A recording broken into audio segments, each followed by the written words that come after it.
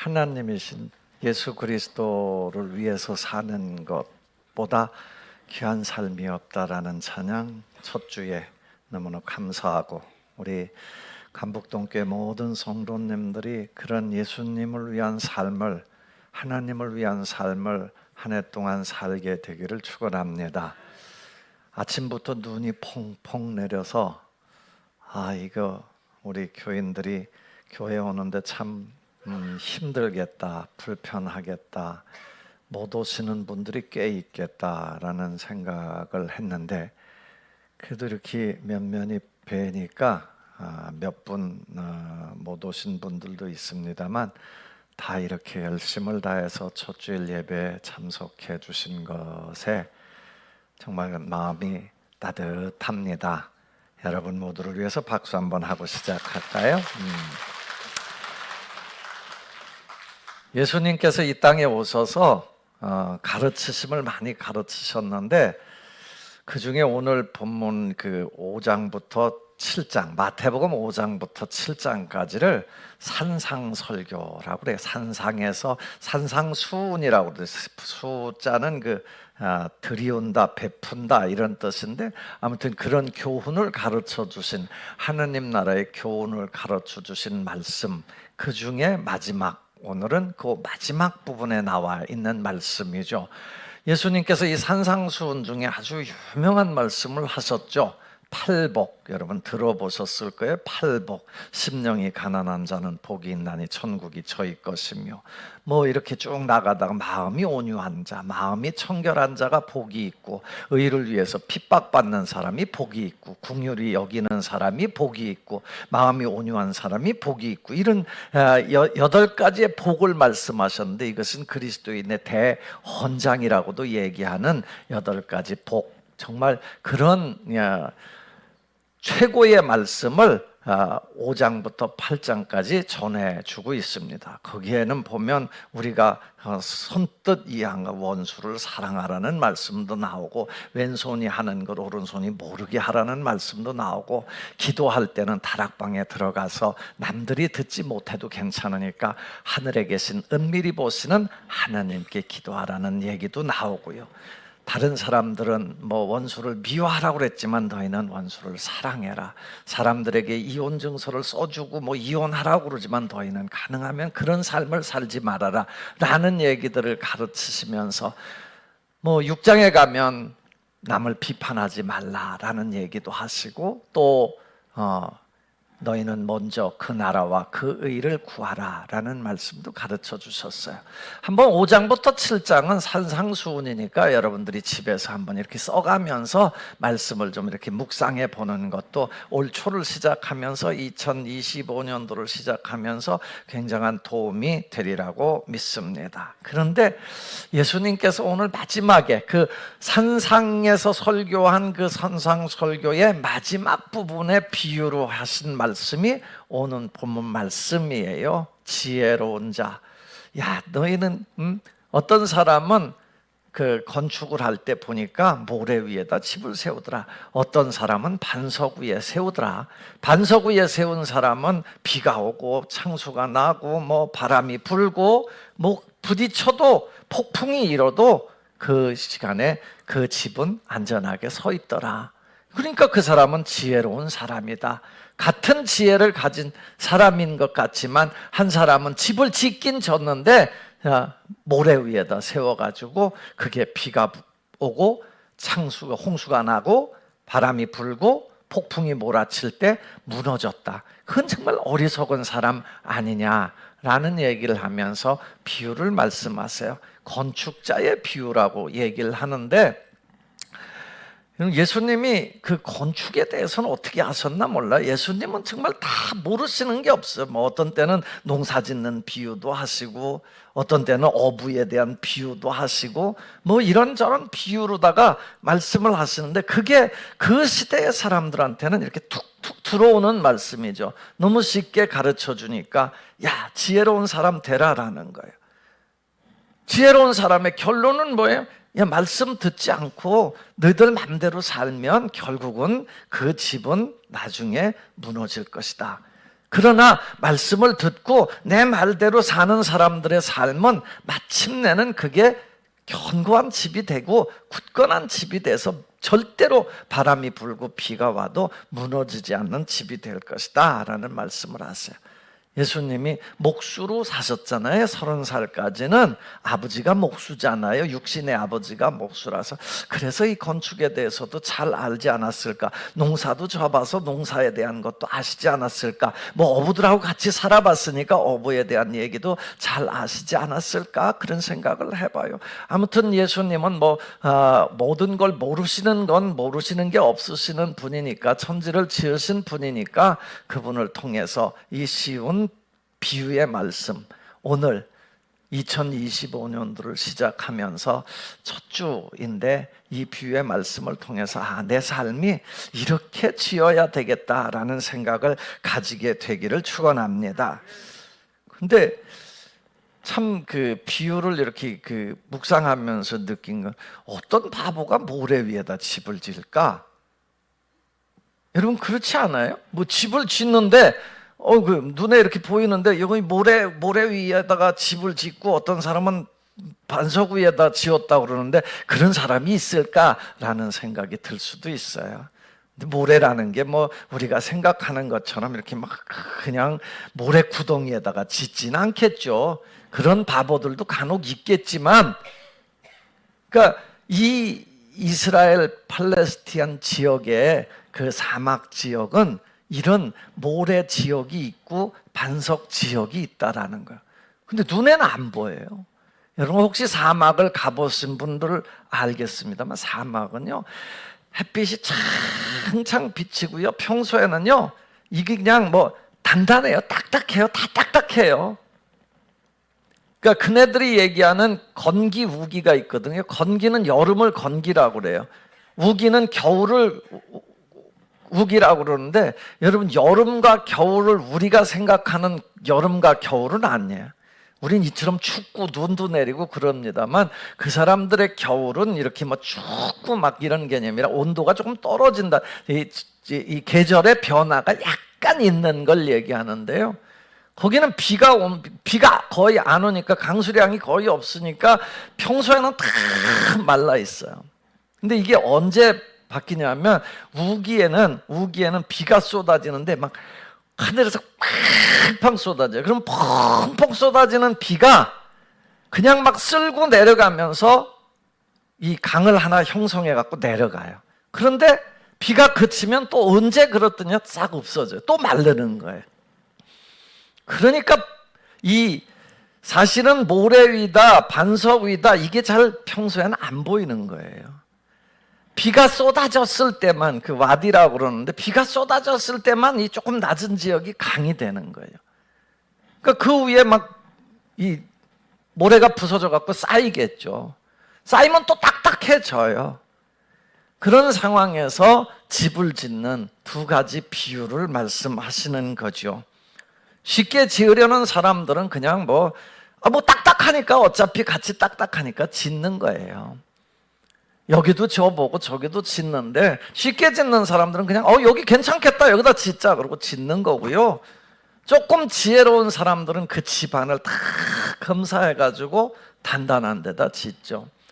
요즘의 건축법으로 보면 나름대로 다 집안 검사를 하고 지질 검사를 하고 다 세우니까 그렇게 큰 문제가 없습니다만, 이 당시에는 그랬다라는 거예요. 집은 사실 왜 짓습니까? 그냥 텐트 치고 살지. 여러분 결국은 보호하고 안전하고 견고성이 있어야 되는 거죠. 집이 존재해야, 사실은 어떤 때는 텐트 하나만 치고 사는 것도 좋아요. 여러분 건물을 져보면 알지만, 사실은 지을 때 가능하면 돈 좀 덜 들이고 그냥 쉽게 짓고 싶은 유혹이 말도 못하게 일어나죠. 우리도 져보니까, 교회를 건축해 보니까 알겠더라고요. 그 전까지 저도 잘 몰랐어요. 왜 그렇게 든든하게 막 중간에다가 막 뭘 집어넣고, 공기도 왜 이렇게 공사 기간이 긴지, 막 빨리 졌으면 좋겠는데, 그런데 그게 없으면요 건물 자체가 하자가 어마어마하게 생기고요, 겨울에는 추워서 못 살고요, 여름에는 더워서 못 살고요, 그렇게 되는 거예요. 집이라는 게 안전하고 견고해야 되잖아요. 겨울엔 따뜻하고 여름엔 시원하고, 그렇죠? 그런 집을 쳐야 되는데 그게 잘 안 되는 거예요. 그러면서 예수님이 오늘 하려고 하는 거는 뭐 그렇다고 해서 여러분 집 잘 짓고 살라라는 얘기 하려고 하는 건 아니시겠잖아요. 인생 잘 짓고 살라라는 거잖아요. 인생의 집을, 그걸 집하고 비유하면 인생을 잘 짓자. 어떻게 하면 잘 지을까? 인생에 바람 불고 비가 오고 이건 뭘까? 여러분 인생에서 바람, 비바람을 맞아보셨어요? 어렸을 때는 전혀 잘 모르죠. 근데 이제 나이가 들어가면서 아마 젊은 시절에 그걸 조금 땡겨서 겪는 사람들도 있습니다만 대체적으로는 보면 그 땡겨서 겪는 사람들은 정말 힘들게 인생을 시작하는 분들이 많습니다만은 대부분은 결혼하고 나서 이제 자식을 낳고 이렇게 인생의 후반부에 이런 비바람을 겪어요. 비바람을 인생으로 보면 크게는 한 두 가지를 나눌 수가 있는데, 하나는 인생을 살아가면서 겪는 환난, 사고, 실패 뭐 이런 거라고 얘기할 수 있겠죠. 질병 와요. 이게 와. 그런데 이때 중요한 건 이 홍수가 났는데, 이 어려움이 왔는데 그것 때문에 내 인생 자체가 무너지면 안 된다라는 거예요. 견고하게 지으면, 집이 내가 견고하면 그런 뭐 질병도 올 수 있고 실패도 올 수 있고 사고도 올 수 있고 뭐 어려움이 닥쳐오지만 그걸 뚫고 일어나, 그때도 견고하게 서 있는 것. 예수님이 말씀하려고 하는 게 그거예요. 인생은 하나님의 말씀을 잘 듣고 믿음으로 잘 살면 그런 사고, 그런 어려움, 그런 힘든 거 이런 거 올 때 그걸 견뎌낼 수 있다라는 거예요. 바람이 불죠. 홍수가 나죠. 그런데 그걸 꿋꿋하게 버텨서 다시 일어나는 거예요. 다시 세워지는 거예요. 여러분들의 삶이 이렇게 든든한 인생 집을 세워가기를 축원합니다. 그리고 또 하나의 비바람이 뭐냐면 마지막에 이건 오는 건데, 이거는 정말 준비 안 하면 피해 갈 수 없는 건데, 이게 바로 죽음이라는 거죠. 마지막 끝나는 지점, 심판이. 그래서 히브리서 9장 27절에 보면 한 번 죽는 것은 사람에게 정하신 것이요 그 후에는 심판이 있다고 하죠. 그러니까 그 심판, 그 마지막은 어떻게 되는 거예요? 그때는 뭐 우리 스스로 얘기하기를 우리는 아무도 모르지만 성경에 우리에게 분명히 얘기하겠는데, 그때는 영원한 생명과 영원한 지옥이 갈라진다라는 거예요. 심판 앞에서는. 죽음의 끝에서는 하나님께서 그걸 갈라놓으신다라는 거예요. 그러니까 그걸 준비하고 사는 삶하고 준비하지 않는 삶은 천지 차이죠. 천지 차이. 그야말로 하늘과 땅의 차이. 전혀. 나는 우리 모든 성도들의 삶이라는 게 그거예요. 영원을 준비하고 사는 것 아닙니까? 영원을 예비하고 사는 거예요. 심판대 앞에 섰을 때 하나님의 구원을 받는 그런 삶을 다 살게 되기를 주 예수님의 이름으로 축원합니다. 예수님께서 그래서 산상수훈의 산상설교의 마지막 부분에서 이걸 결론으로 말하는 거예요. 이제 너희가 내 말 다 들었다. 이거 이제 그 5장부터 7장까지의 말씀을 쭉 읽어보면 아시지만 그 말 다 들었다. 그런데 이 말대로 살아라라는 거예요. 이 말대로 살면 너희의 인생은 반석과 같은 곳에 세워진 거다. 안 무너진다. 절대로 무너지지 않는다. 승리할 수 있다라는 거예요. 이걸 가르쳐 주는 거예요. 그 사람이 지혜로운 사람이다라는 거예요. 그러면 지혜로운 건축자하고 어리석은 건축자는 어떤 차이가 있을까요? 뭐가 달라요? 여러분, 지혜로운 건축자가 되기를 다 원하죠. 다 뭐 솔로몬의 지혜 같은 지혜를 가지고 살기를 원하죠. 이게 말씀을 듣고 지키고 그대로 순종하는 삶을 얘기하는데, 이 근거, 그 머릿속에 이 생각 자체가 다른 거예요. 하나는 지혜로운 사람은 기초를 정확하게 잘 찾아서 짓는 사람. 기초. 우둔한 사람은, 어리석은 사람은 기초가 상관이 없어요. 그냥 짓는 거예요. 나름대로 생각을 가지고 짓는 거예요. 그럼 사상누각이라는 말도 있잖아요. 사상누각. 모래 위에서 멋지게 집 지은 거예요. 그건요, 금방 무너지는 거예요. 언젠간 무너지는 거예요. 반석은 뭐예요? 반석은요, 돌이에요. 돌. 단단한 돌. 그 반석 위에 세우는 거잖아요. 웬만한 충격에도 끄떡하지 않는 그런 집을 짓는 거예요.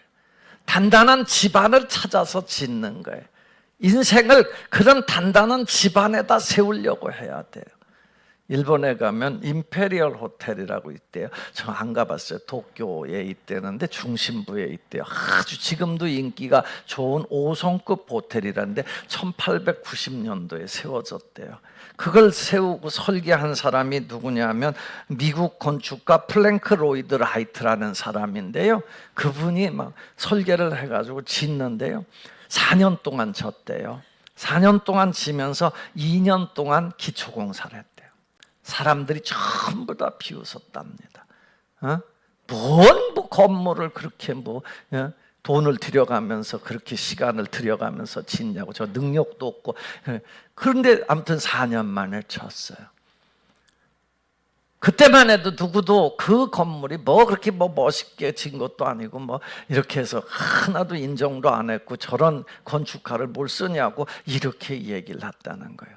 그런데 1923년도 그로부터 한 2, 30년 뒤에 동경 대지진이 일어났다는 거예요.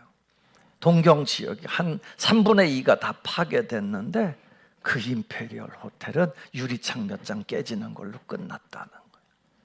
기초가 그만큼 중요하다는 사실은 우리는 들어서 알아요. 그래서 건물을 그렇게 열심히 짓는 분들도 있어요. 중요한 건 인생이잖아요. 인생의 기초는 내가 어디다 놓을 거냐라는 거예요. 정말 내 인생이 흔들리지 않고 어떤 어려움이 와도 흔들리지 않고 살 수 있는 방법은 뭐냐? 비가 오는데, 홍수가 났는데, 바람이 불어서 막 몰아치는데, 폭풍우가 몰아치는데, 허리케인이 올려오고 태풍이 몰려오는데, 그래도 우리가 설 수 있는 방법이 뭐냐라는 것을 얘기하려고 하는 거잖아요.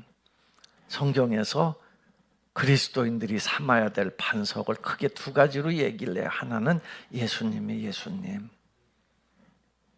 아까 예수님만 위해서 살고 예수님을 전하면서 살겠다.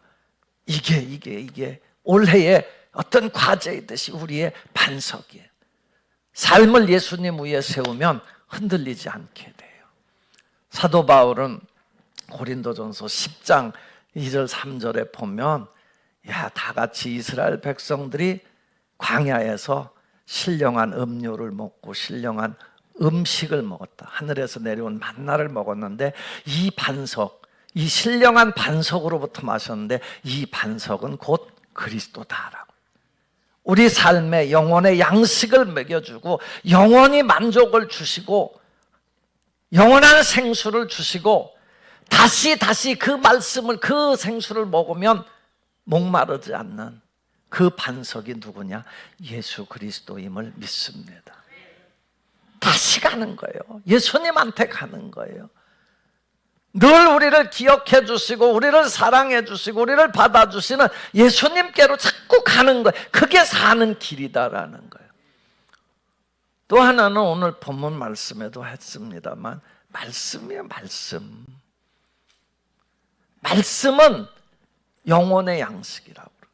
우리 인생의 바탕은 뭐냐? 말씀이어야 되는 거예요. 어디서 여러분 삶의 근거를 찾을 수 있어요? 어려움이 왔어요. 정말 우리가 쓰러질 정도로 폭풍우가 날 강타했어요. 사랑하는 사람이 날 떠났어요. 정말 말할 수 없는 질병이 나를 지금 막 뒤집어 엎고 있어요. 어떻게 할래요? 여러분, 우리를 살릴 수 있는 게 뭔지 아세요? 말씀이요, 말씀. 이사야 40장에 보면 이런 말씀이 있어요. 40장 8절에 보면 풀은 마르고 꽃은 시드나 여호와의 하나님의 말씀은 영영이 서리라. 영원한 거냐? 말씀이 계속 우리를 먹여주는 거예요.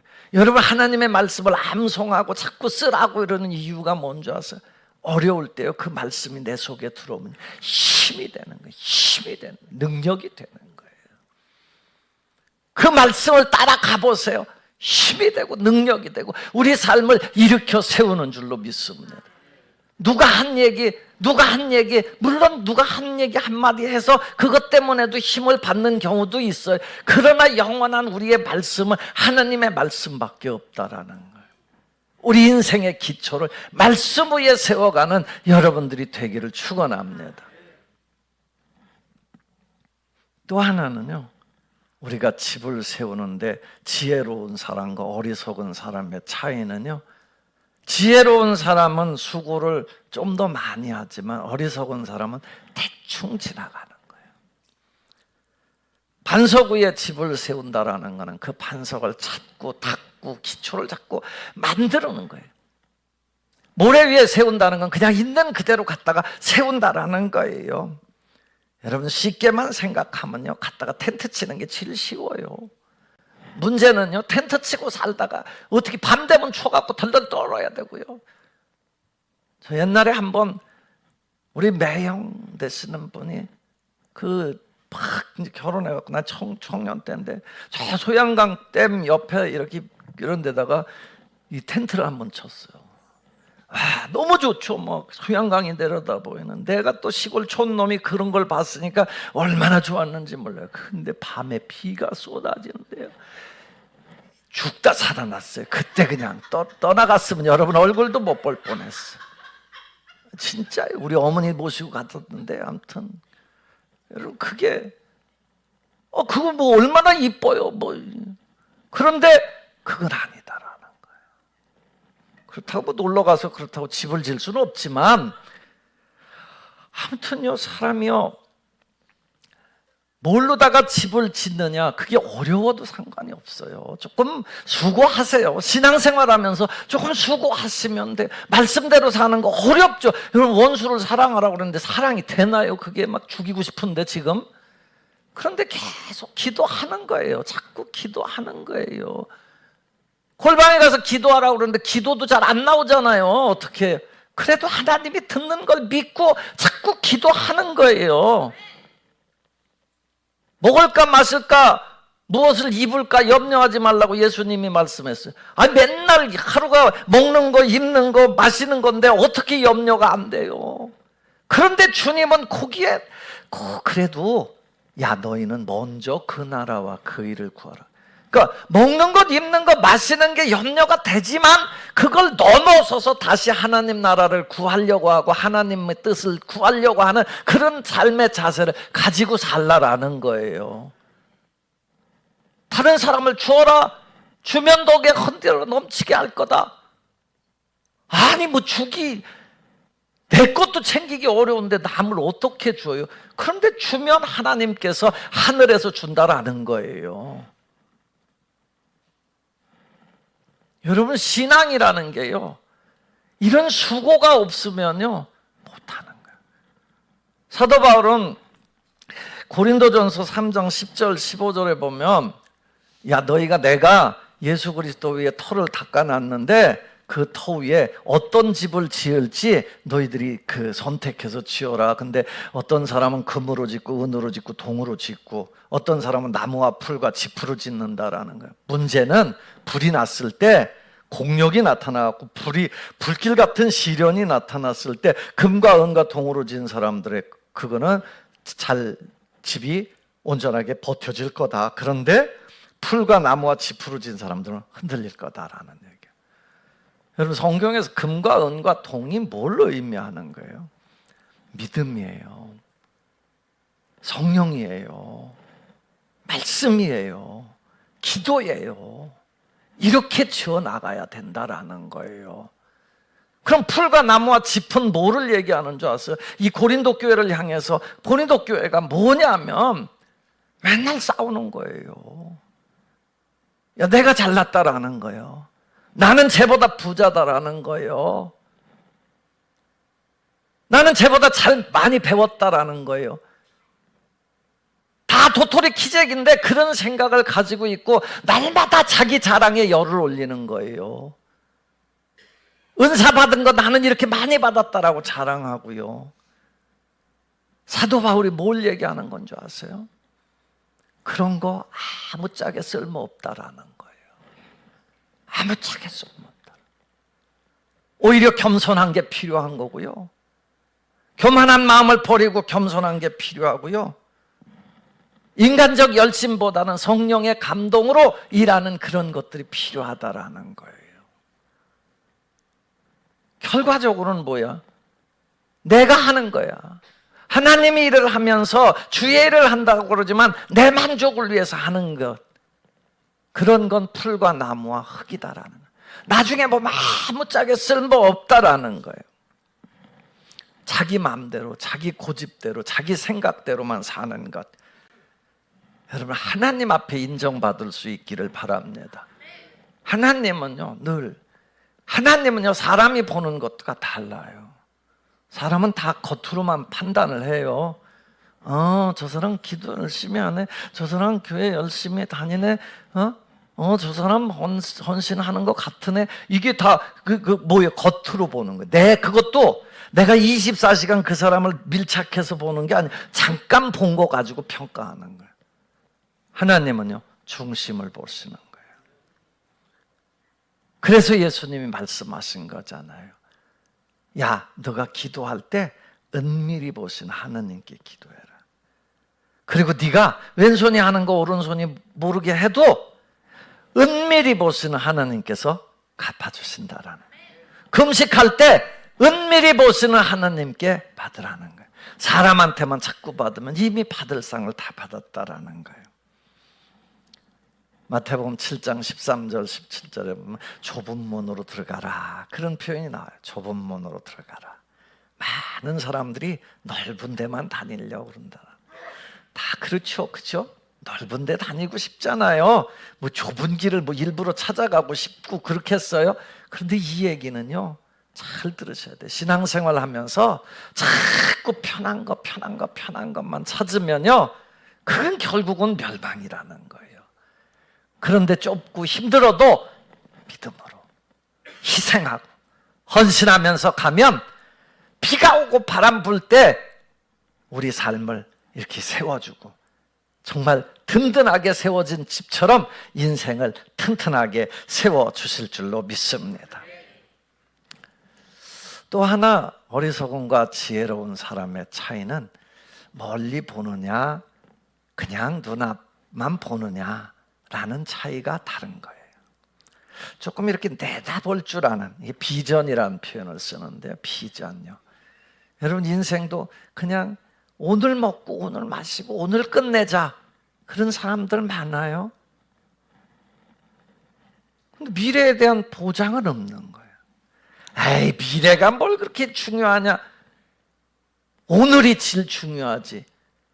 그래서 욜로라는 말도 나온 거고요. 다 그렇습니다만 오늘을 즐겁게 사는 거하고 미래를 준비하지 않는 것은 또 다른 문제예요. 내다볼 줄 알아야 돼. 오늘 짓고 사는 건 아까 얘기한 대로 텐트 치면 돼요. 그런데 우리 집이 비가 와도 올 겨울도 지나가야 되고 내년 여름도 지나가야 되고, 그러면요 든든하게 지어야 돼요. 기초도 단단하게 세워야 되는 거예요. 비가 올 때가 문제인 거예요. 바람이 불 때가 문제인 거예요. 인생도요, 평소에는 다 웃을 수 있어요. 다 기쁠 수 있어요. 문제는요, 바람 불고 비 오고 막 폭풍 몰아치고 어려움 생기고 힘든 일이 오고 이럴 때 이거를 견뎌낼 수 있는 힘, 이 막 폭풍 바람이 불 때도 단단하게 서 있을 수 있는 힘, 그런 힘을 얻어야 돼요. 그거는 미래를 봐야 돼요. 창세기 13장에 보면 아브라함과 롯 얘기 나오죠. 아브라함과 롯이 이제 아브라함이 삼촌이고 롯이 조카예요. 둘이서 이제 뭐 나름대로 가문들을 형성했어요. 근데 이제 자꾸 목자들이 서로 다투는 거예요. 이게 가문 간에 싸움이 자꾸 일어나는 거예요. 그래서 나중에 이제 헤어질 결심을 하고 헤어지기로 했어요. 그래서 아브라함이 먼저 롯에게 그래요.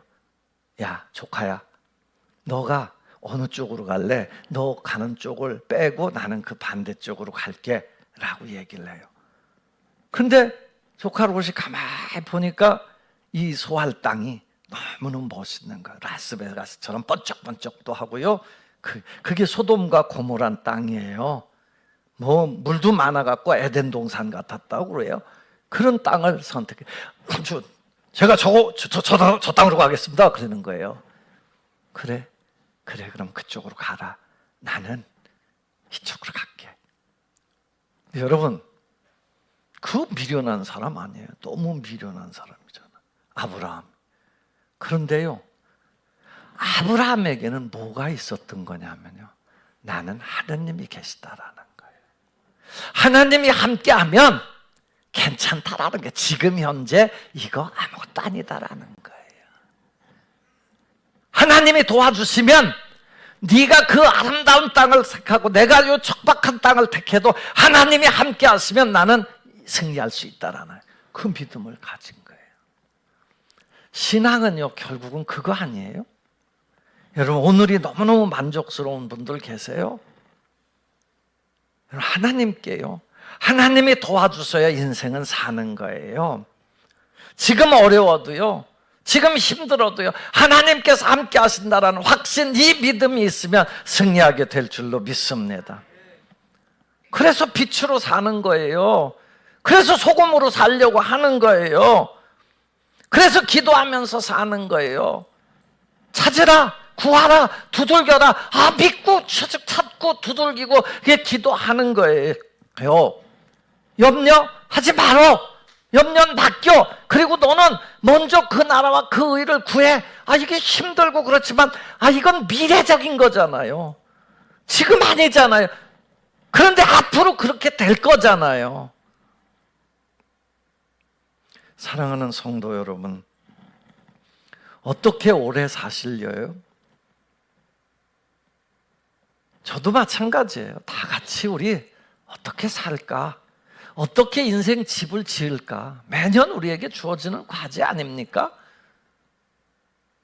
그냥 대충 그냥 편하게만, 그냥 쉽게 모래 위에 새우도 툭탁 아니에요. 어떻게든 말씀에 순종하고 말씀으로 따라 살 때 이게 반석, 예수님을 반석으로 삼고 말씀 위에 세워야 여러분들의 인생 집이 지혜로운 건축자처럼 막 바람 불고 홍수가 나고 폭풍우가 쳐도 세워지게 될 줄로 믿습니다. 의사들이요, 보통 가면 처방을 내리잖아요. 뭐 수술은 뭐 열어서 그걸 긁어낸 다음에 처방을 내립니다만, 아무튼 당뇨병, 뭐 혈압 다 처방 내려요. 짠 거 잡숫지 마세요. 그리고 운동 열심히 하세요. 그런 건 건강에 해로우니까 잡숫지 마세요. 이렇게 싹 써줘요. 여러분, 그리고 돌아왔어요. 누가 나아요?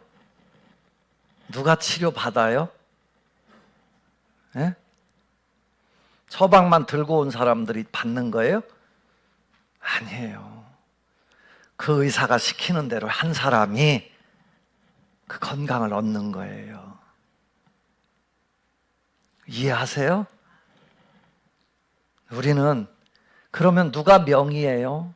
여러분, 한 사람은 열심히 그대로 살아가지고 그 의사의 처방대로 열심히 해서 건강을 얻었어요. 한 사람은 저거 그리고서 안 했어요.